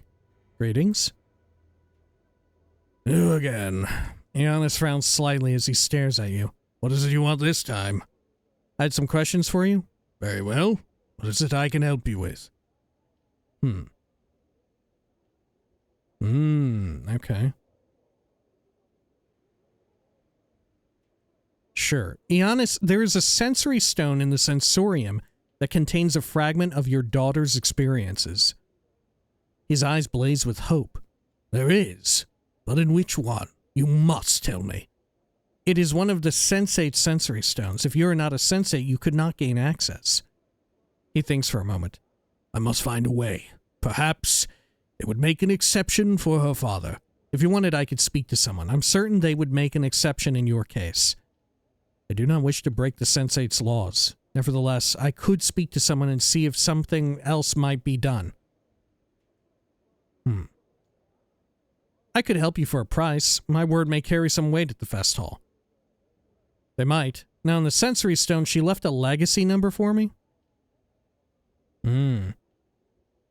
That is a matter between you and them. Tell me more about Dayanara. It is possible you should speak to them. In any event, I had some other questions for you. If you want, I could speak to someone. Updated my journal. Giannis looks relieved. If you could, I would be most grateful. I'll see what can be done. I would like to know more about Dayanara, though. What was she like? I will go settle the matter shortly. Now, in the sensory stone, she left a legacy number for me. Let's say that. Ah! Ionis nods. It seems you two spoke. It seems you spoke true. My daughter was known to you then. He sighs. Hold a moment, and I will see what was left to you. Updated my journal. Oh. 8,000 XP, 4 items I got. All the articles are accounted for. Ionis is holding 3 scrolls in his hands. I had no idea she had established a legacy here. He is staring at the items, almost hypnotized. Here you are. If I may I read them, sir? It is a private matter. As an advocate, you must understand this. Let me read them first, then I shall decide. Yeah, sure, yeah, why not? You can read them. What's the worst that could happen? We're on the same wavelength. We're uncovering this together. He seems to understand my situation well enough. Ionis takes a scroll and studies it. There is a long silence, and he slowly looks up at you. You meant very much to my daughter. She was willing to give up her life for you. I believe that is the case. Updated my journal. Ionis hands the scroll back to you. Thank you, sir. I appreciate your kindness. It's the least I can do. Perhaps there's something else you can help me with. Very well. What is it I can help you with? I lied. I don't know. Nothing today. I must take my leave. Learn some new tricks. Ah, she's learned some new tricks. Hi. Okay, let's get you leveled up real quick. +1 to fist. Fighting skills improved. 5 HP and 1 from con. Oh, no points. I'll accept it. Oh, I threw my stone limb to the fucking ground.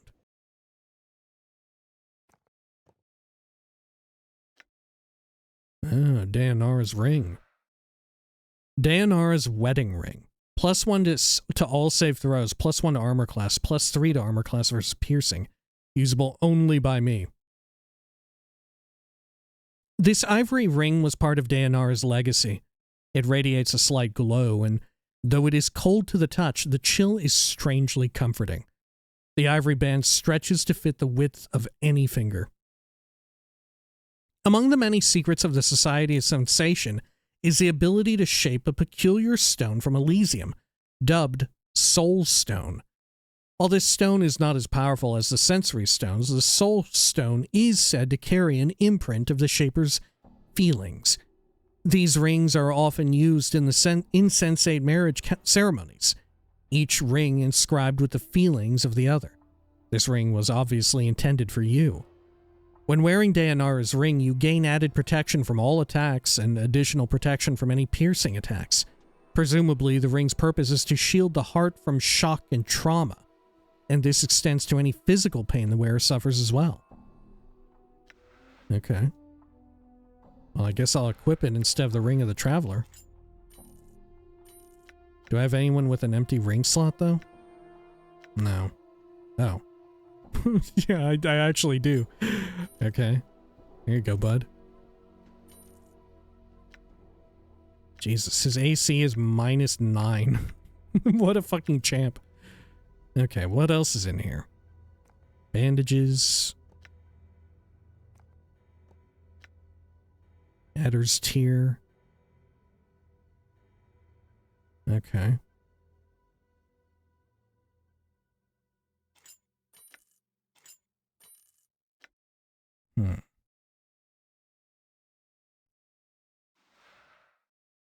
Healing Scroll. This tissue-thin vellum scroll was part of Dayanara's legacy.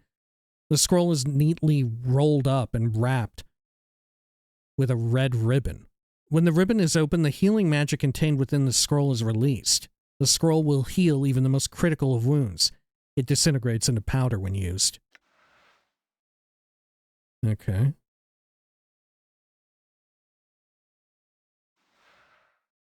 Did I also get Adder's Tongue? What was the 4th item?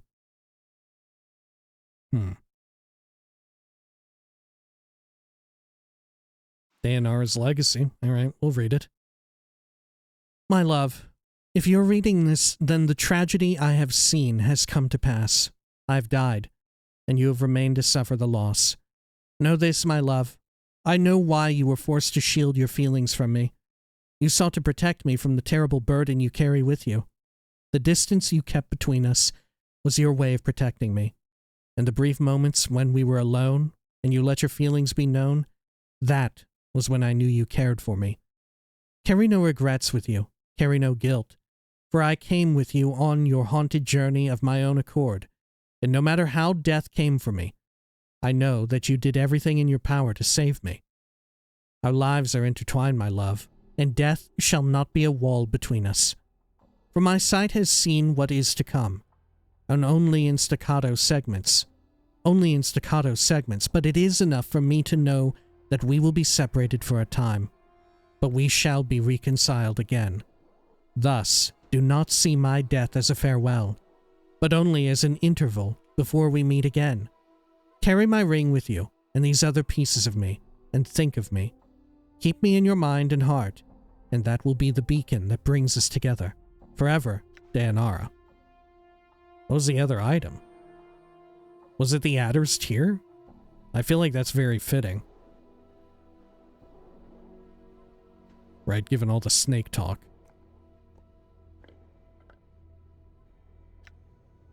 Okay.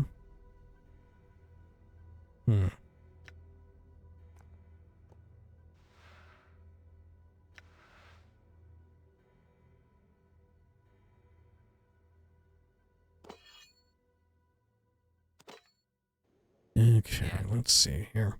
Okay. So what about my quests? Do I now have one to... Yeah, obtain permission for Ionis to use Dayanara's sensory stone. Huh? Okay. We can give that a shot. All right. Great. We have to go all the way up this direction. Oh, hey, another one of these assholes. Crossbows cannot harm. Crossbows cannot harm target. Oh. We need special arrows for Nordum to even hurt weird shit like that. Permission to put that item is denied. Maybe it's because he was using the Permission to winged part with bolts. that item is denied. All right. Okay. Yeah, maybe his default I'm bolts gone. will work.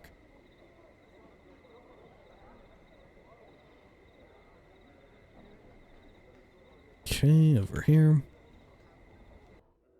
Done. And then Splinter, can I have permission? I had some questions. We would be pleased to answer what questions we can, so long as they pertain to the Fest Hall or the Society of Sensation. There's a man, Ionis, whom I was hoping you would grant temporary access to the private Sensorium. And for what reason would we allow such a thing? Because one of the stones there contains a fragment of his daughter's experiences. She died far from home, not having seen him in a long while, and he mourns her loss deeply. Updated my journal. Splinter nods. Thinks for a moment, then nods again. Yes, we shall allow this Ionis to enter the private Sensorium. Well escorted, of course. You may tell him he has permission. My thanks, farewell. Now, how about this mysterious throne? I feel like this could be something... This could be a big fucking deal. Alright, let's continue over here. I'm gone. Head back to him. Oh, maybe I don't need to. Fuck. Well, let's just see if anything happens.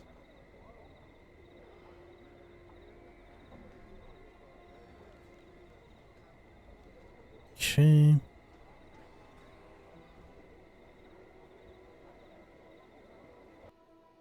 All right.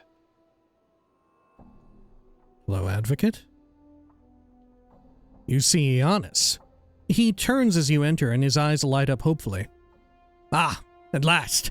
Were you able to convince them to grant me access to their sensorium? Yes, they agreed to give you access to your daughter's sensory stone. Thank you, good sir. Thank you.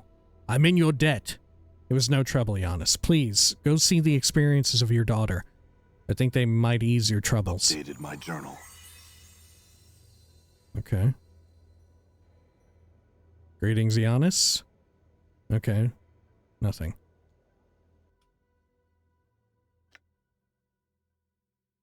right. Sure. So if I exit here and then re-enter. Done. Well, he's still there. You have anything new to say? Greetings. I had some questions for you? No, nothing. Okay. Done. If I go back to the private hall, Done. will he be there, looking at it? Maybe?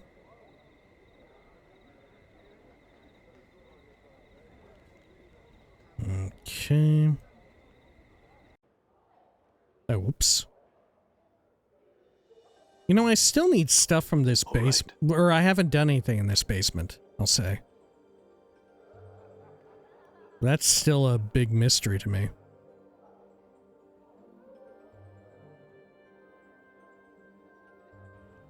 All right. Yeah, they've got these sensory stones down here. Can I fuck with them? This clear stone, held in a mesh of engraved silver bands, pulses with a brilliant inner light. Inscribed into its base is the word Eves. Okay.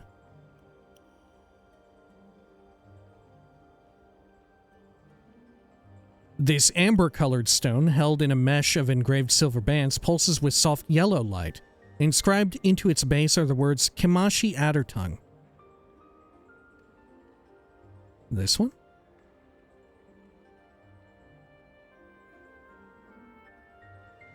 This reddish-orange stone, held in a mesh of engraved silver bands, pulses with warm orange light.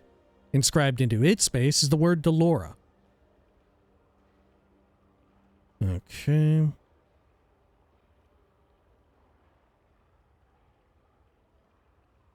Bluish-white, pulses with soft blue.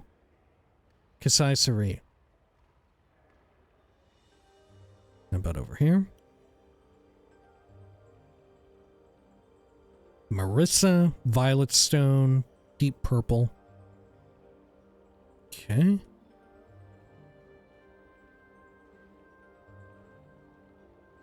Vivian, lavender light, bluish purple stone.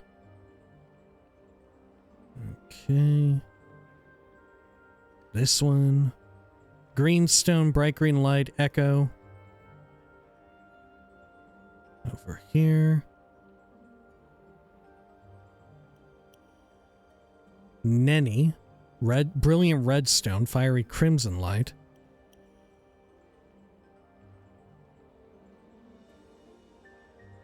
Juliet, deep blue, indigo stone.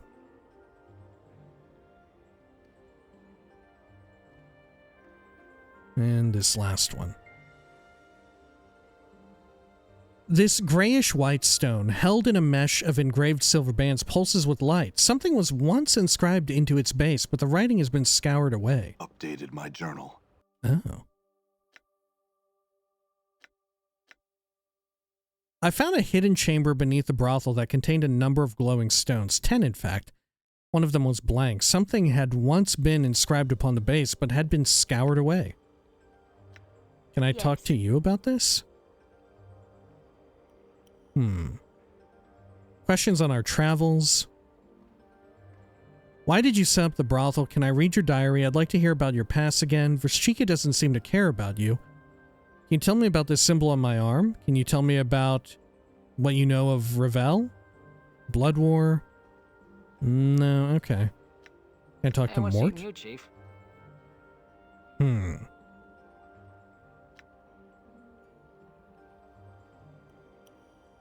Okay.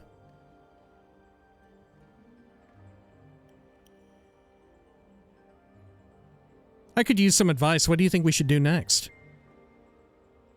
Well, here's how I see things. Go on.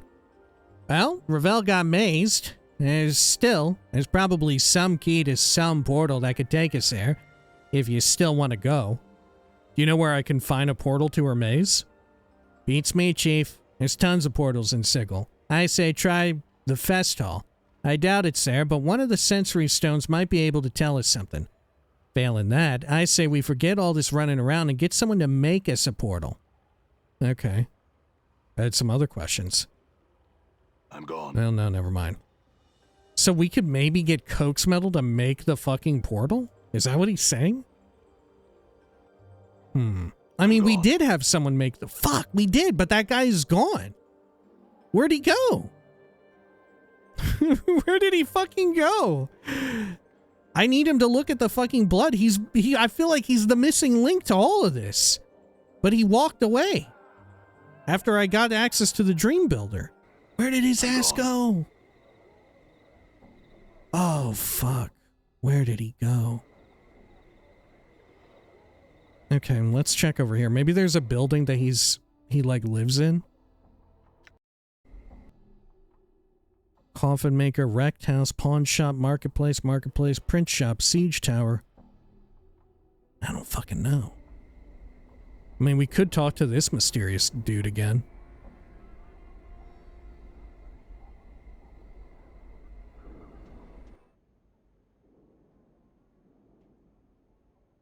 Let's head down here.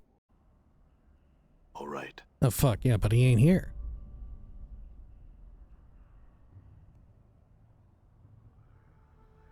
And then there's this mysterious chair. Oh, there you are, Lothar. Okay.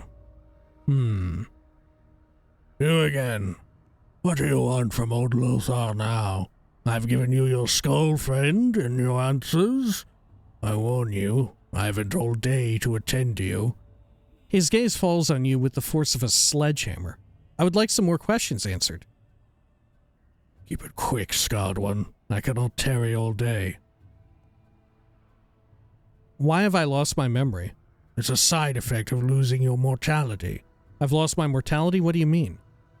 We know about this. Tell me about this Ravel. Yeah, okay. I see, my thanks. Anything else? Your healing powers? Nah. Buy, sell? Yeah, I don't know. Is there anything interesting I can sell him? I don't think so. Ooh, fuck. I'm kind of stumped. I don't know where the fuck this guy went. Maybe I should just look it up, where he went to. I feel like that's what I need to do, is find that guy. But I fucking can't. All right.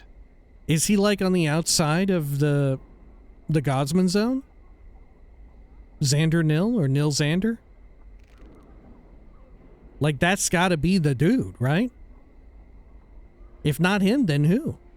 I guess I could try to talk to Coax Metal to make the whatever, but I feel like it was the Dream Builder. That was it. It was being made. And that was the one thing that we were waiting on. But where the fuck does this guy live?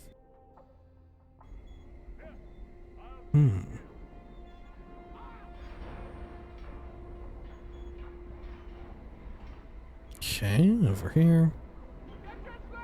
Portal detected. Portal detected. I'll try once more looking through Coax Metal's dialogue. Let's see.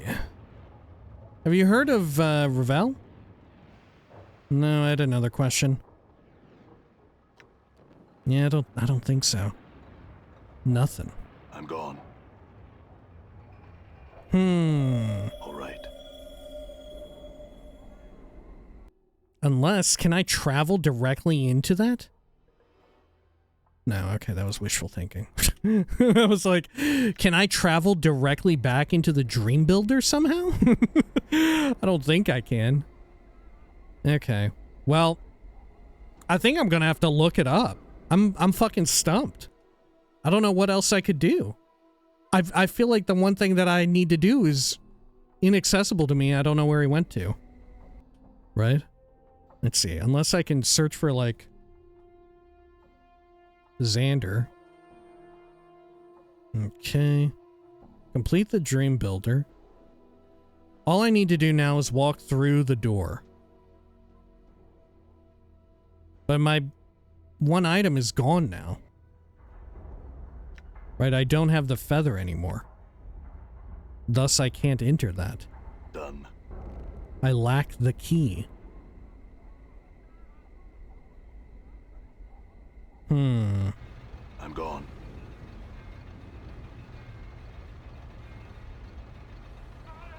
Yeah, and ain't nobody here. Fuck, this shit sucks just when it was getting so good. Just when the shit was getting real fucking good. I can't find this fucking guy. I feel like he's who I need.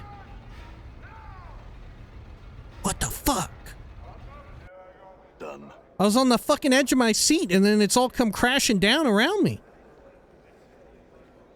Xander Neal, you piece of shit. I should have never done his quest. What if I'm stuck here forever? Oh, God.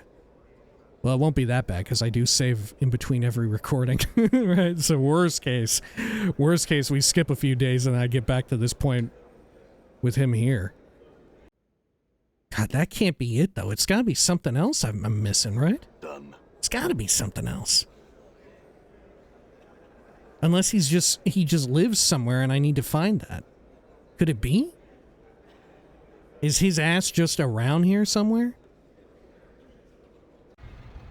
I don't know. Done. Okay.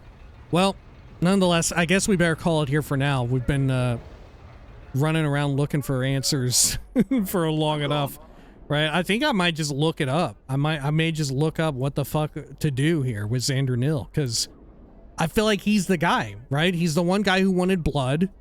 He made a key from the blood. I got more blood.